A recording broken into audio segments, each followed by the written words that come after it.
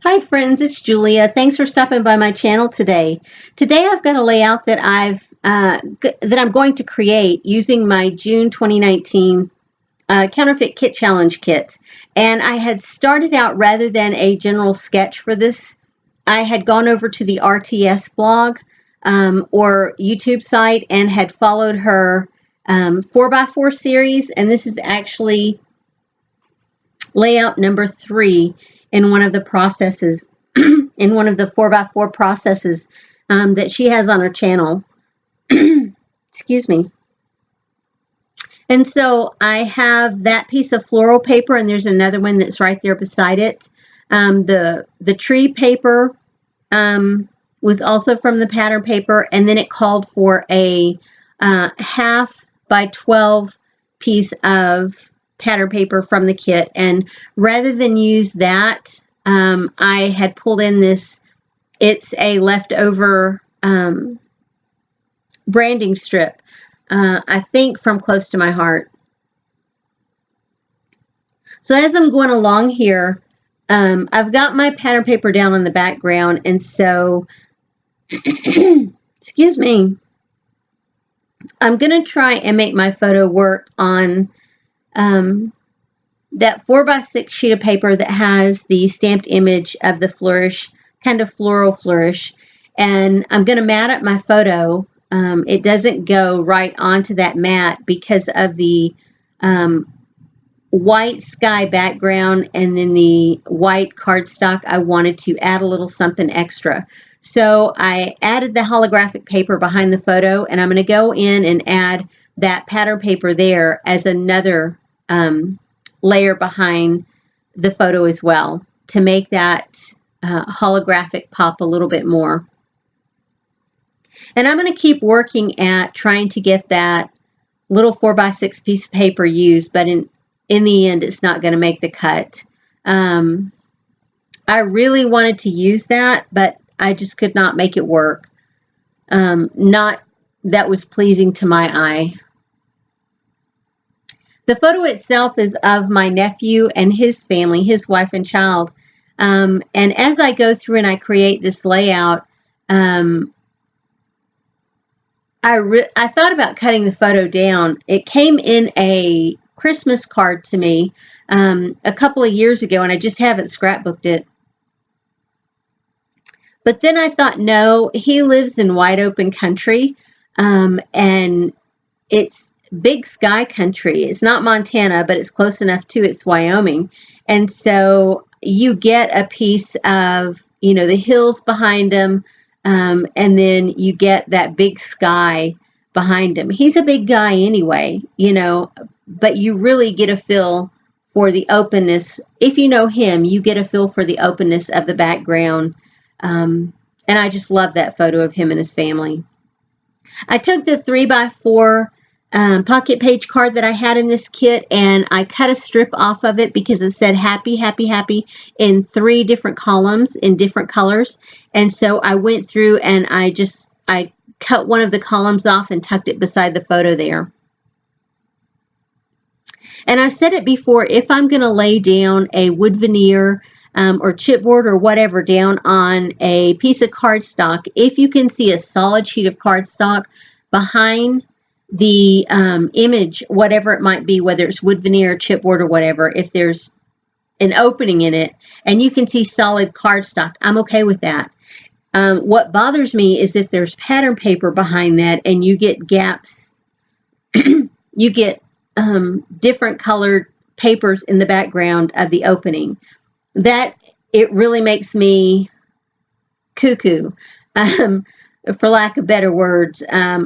It just bothers me to the point where I can't even concentrate. I would get stuck on a layout if that were the case, if I left it like that. So what I did was I added the holographic paper back behind the openings in these little wood veneer, and that made it feel much better. You can't really tell necessarily until you're right on top of it that it is holographic paper. Don't you love that? I have a little wipe out there with my wood veneer. I dump it over, and I had a leak with my tacky glue, I had opened the bottle and it just came out every which way. And it had spilled on the layout, it spilled on me, it spilled on the embellishments. Yeah. So I put it down on the paper, or where that owl turned over onto the photo. I put some undo on it and some of it came off, but after a minute, I'm like, I'm not going to mess with it anymore. It is what it is. And I don't have another photo, and I don't want to cut that photo down, so I just figured I'd make it work with what I had. And you really, if you're right on top of the photo, you really can't tell it, but if you're looking at it from an angle, you can see it. But like I said, it's not going to hurt my feelings. It's the only photo I have, so I'm going to make it work. So here I'm going through, and I have those puffy clouds. Those are bits and pieces out of my leftovers box. I had previously printed them for another thing. I had found the images on Pinterest or someplace. I printed them out and I fussy cut them, and I'm going to use them for my title space at the top, but I wanted to pop one of them up to give it a little bit of a shadow light. The clouds in the background of the photo, I'm not necessarily mimicking that in the fact that because these have like, one has is a solid piece with almost pattern paper, and the other one has diagonal stripes on it. So it's not like they're authentic looking clouds. But I want them at the top to place my title on. And so one of them I want popped up a little bit. And I start with putting them down without thinking about that acrylic piece there. That's part of my title. And I'm going to have that on the lower one. And then my title is going to be Our Happy Place. And I just did not leave myself enough room. So I have to peel that one up. It's like this layout was the hardest layout of all time of ever to put together. I just had so much go wrong with it. But you know, I've heard people say all the time that if something doesn't go right or you have a blunder on it, you don't have to tell everybody what your blunder is. Just be creative with what you have left and keep working at it. So every blunder is the opportunity to make it more creative to you, however you want to make it different from maybe an original thought process. And for me, a blunder happens pretty frequently. So here I am. I'm putting these little rubber stickers down from Freckled Fawn, and I love the daintiness of this alpha. I love the texture of it. I love how it is just so dainty. I mean, I love the slim letters, the look of it. I love everything about it, with the exception of the fact that they don't stick down worth a hooey. They kind of bow up on the ends, and that really upsets me because I love this alpha. So I'm going to end up having to go back and put some glue some liquid glue underneath it and hope that it works. Because, you know, with rubber, you don't always have the best luck. And I'm thinking that's rubber. That's what it feels like. Yeah, so I don't know how the liquid glue is going to work out with it.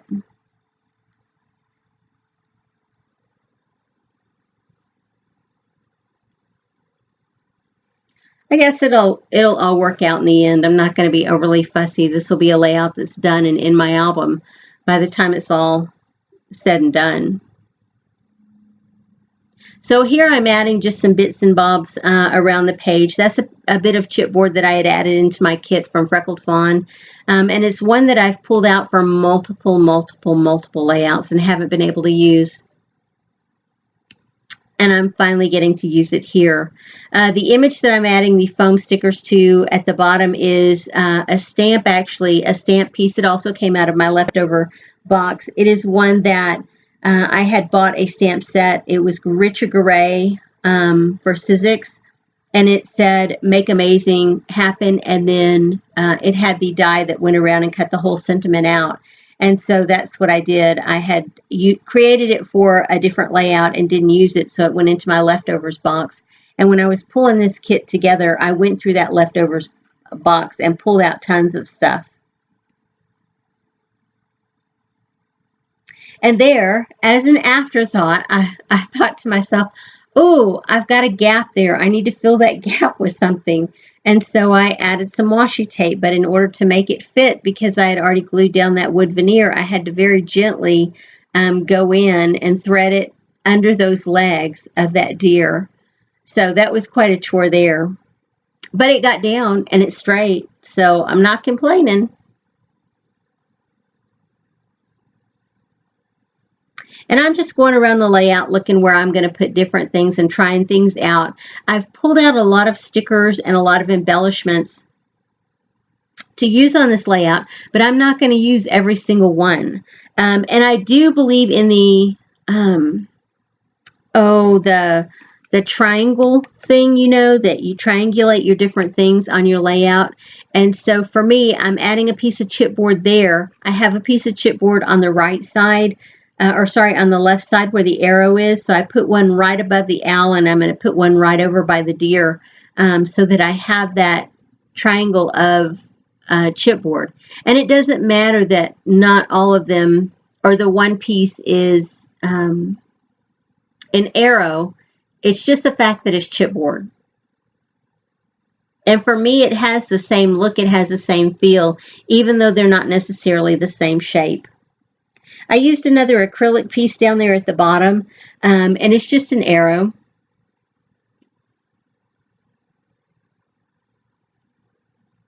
And there I'm going through and I pulled up some stickers from that sticker sheet, and I'm going to use them in a couple of spots around the layout. And I'm going to use, that is an LE Studio that I just got recently. And I'm all about using some word stickers. I love them. I pulled out those additional pieces over to the side, and I'm just not using them. I added that clip into this kit, and I'm finally using it. I have come to the realization that I really don't care much for clips, not to use on layouts necessarily. And so I have pulled a ton out of my stash that I'm going to give to my sister if she wants them. I don't know what her feelings are on using clips in her layouts. It's just something that I've learned over the course of time that it's not my favorite thing, and I tend to accumulate them, a lot of them. I use them in my planner all the time, just not so much on my layouts.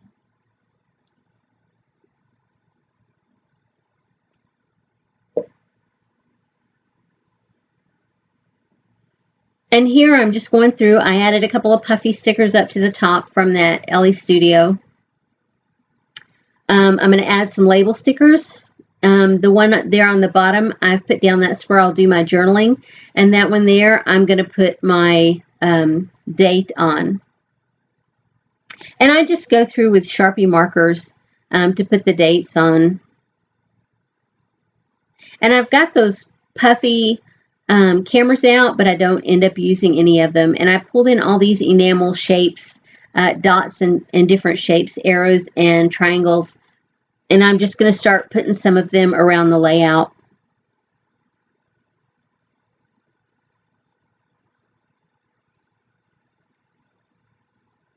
And it's really close to finish, guys. I have a few more little bits and bobs to add. But I just want to say I'm really appreciative for all of my new subscribers recently. And I hope that I'm inspiring you guys to get into your stash and use your stuff up. Really, that's why we bought it. And so that's my whole thought process behind making videos on YouTube, is to not only get encouragement for myself, but to encourage you guys to get into your stash and use what you have. I'm not opposed to buying new stuff, don't get me wrong, but you bought the stuff that you have because you wanted it, you loved it, and you wanted to use it. So hey, get in there and use it. You know, that's what I'm all about. I would love if you are inspired by this to flip me a thumbs up. If you haven't already subscribed, I would love for you to subscribe. I create videos like this, whether it be cards or layouts, all the time to share with you guys. And like I said, I do it as an inspiration, not only for you guys, but for myself as well. Yeah, that's it for this layout. I'm just adding the date and the location and who's in the photo, and then this will go into my album. Anyway, you guys have a wonderful day, and I will see you on the next video. Bye, guys.